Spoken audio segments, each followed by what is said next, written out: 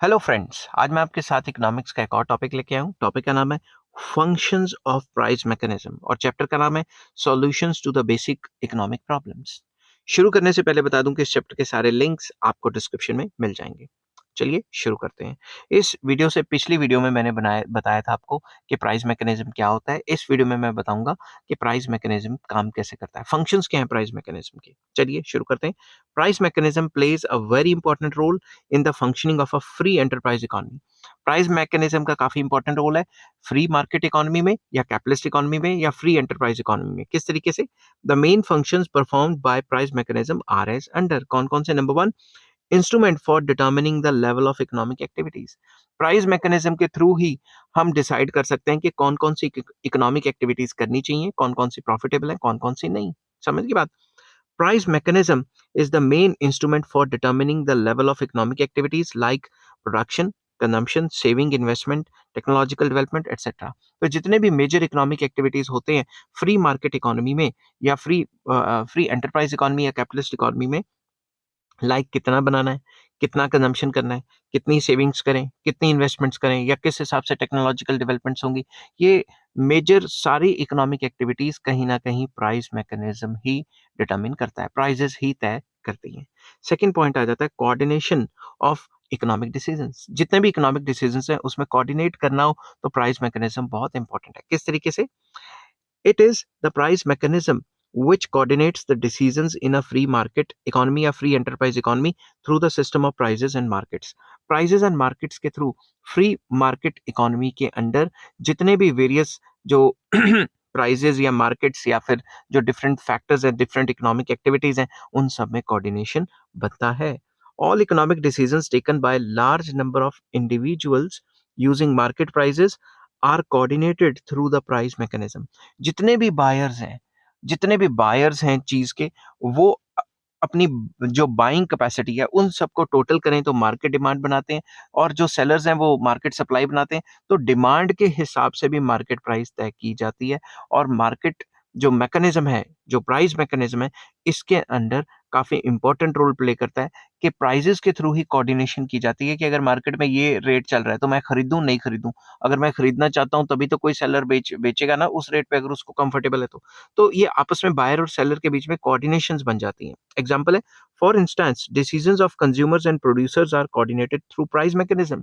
अब मैंने कोई सामान खरीदना है, मैं मार्केट में गया और सेलर उस पे बेचने को राजी नहीं है, तो फिर मैं बार्गेनिंग करूंगा, कोई डील स्ट्राइक करूंगा, उसी के हिसाब से काम चलेगा ना। तो ये जो कोऑर्डिनेशन है कंज्यूमर्स के बीच में और प्रोड्यूसर्स के बीच में, ये प्राइस मैकेनिज्म के थ्रू ही तय किया जाता है। That is how price mechanism is fundamental to the operation of capitalist economy. इस वजह से जो प्राइस मैकेनिज्म है वो एक फंडामेंटल है, काफी इंपॉर्टेंट रोल प्ले करता है कैपिटलिस्ट इकोनॉमी में। थर्ड पॉइंट आ जाता है guiding force for the consumers. Consumers के लिए गाइडिंग फोर्स है, क्या उनको इस प्राइस पे सामान खरीदना चाहिए, नहीं खरीदना चाहिए, कितना खर्चा करना चाहिए, सब कुछ प्राइसेस तय करते हैं कैपिटलिस्ट इकोनॉमी में। Price mechanism helps the consumers in determining the level as well as the composition of consumption expenditure.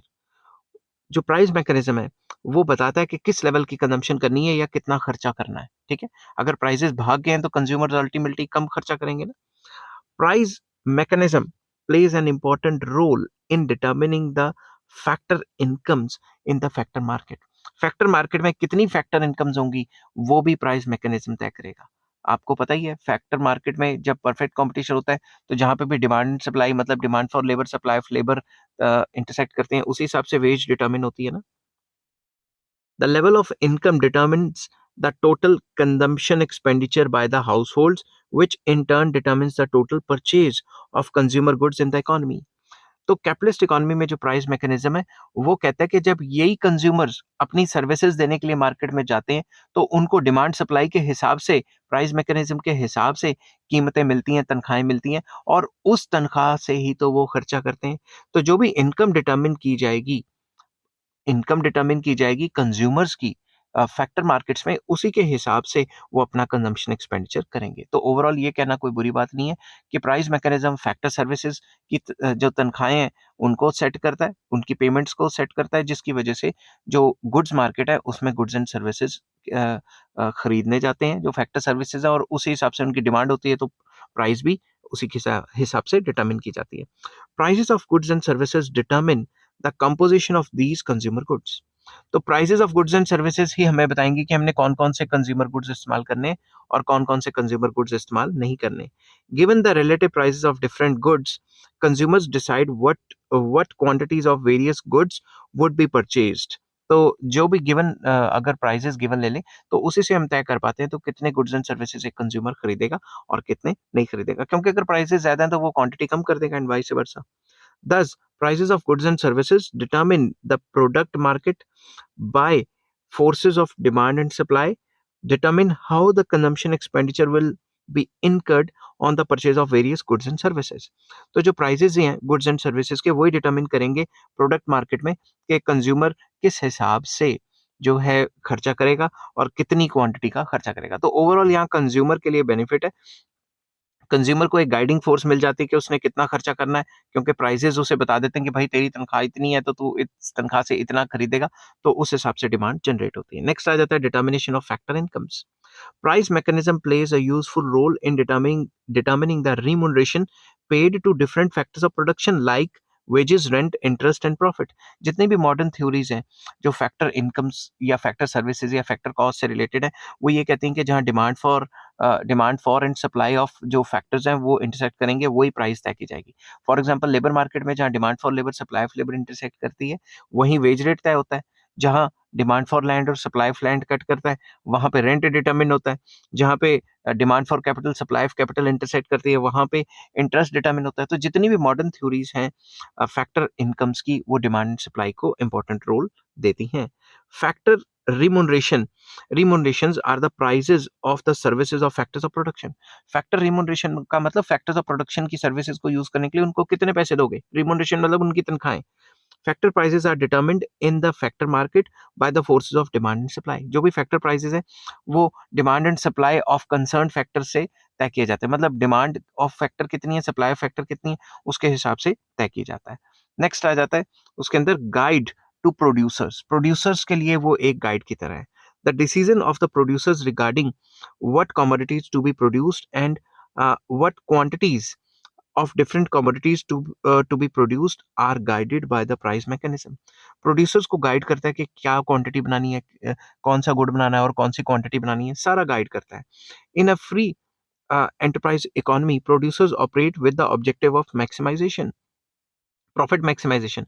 Free market economy में सारे के सारे प्रोड्यूसर तो पैसे के प्रॉफिट के पीछे भागते हैं ना, तो profit maximisation decisions are based on the product prices and factor prices. तो वो जो प्राइसेस डिटरमिन किए हैं प्राइस मैकेनिज्म के अंदर, factor prices and product prices, उसके हिसाब से अपनी प्रॉफिट मैक्सिमाइजेशन के ऑब्जेक्टिव को अचीव कर सकते हैं। नेक्स्ट आ जाता है allocation of resources. Price mechanism helps in determining the allocation of scarce resources to the production of various goods and services so as to maximize the total output। जितने भी producer हैं वो ये देखेंगे कि हम प्राइस मैकेनिज्म के through देखेंगे कि कौन से गुड का प्राइस हाई है जिसमें उनको ज्यादा प्रॉफिट होता है, ताकि वो अपने प्रॉफिट को या आउटपुट को मैक्सिमाइज कर सकें। प्राइस के एलोकेशन को देखेंगे कि किस हिसाब से हम वो गुड्स एंड सर्विसेज बनाएं ताकि हमें ज्यादा से ज्यादा फायदा हो। इसीलिए तो आजकल या फ्री मार्केट इकोनॉमी में ज्यादा से ज्यादा वो प्राइवेट जो कंपनीज हैं वो गुड्स बनाती हैं जिनके प्राइसेस हाई होते हैं ताकि उनके प्रॉफिट्स हाई रहें। Determination of savings. Price mechanism helps in determination of savings by households. Household कितना सेव करेंगे कितना सेव नहीं करेंगे किस पे डिटर्मिन करता है, प्राइस मैकेनिज्म पे। Consumers in a free enterprise economy enjoy freedom of choice between consumption and saving. Free market economy में कंज्यूमर्स को फ्रीडम है कि वो कितना भी सेव करें और कितना भी कंजम्पशन करें। Each consumer decides how much of his income he would like to save. हर एक कंज्यूमर डिसाइड कर सकता है कि उसको कितना सेव करना है। Given the income, saving is determined among other things by the rate of interest prevailing in the capital market. Saving वो कितनी करेगा वो डिपेंड करता है कि कैपिटल मार्केट में रेट ऑफ इंटरेस्ट कितना है, और कैपिटल मार्केट में रेट ऑफ इंटरेस्ट कैसे डिटरमिन होता है, demand for capital and supply of capital. तो प्राइस मैकेनिज्म ही हो गया।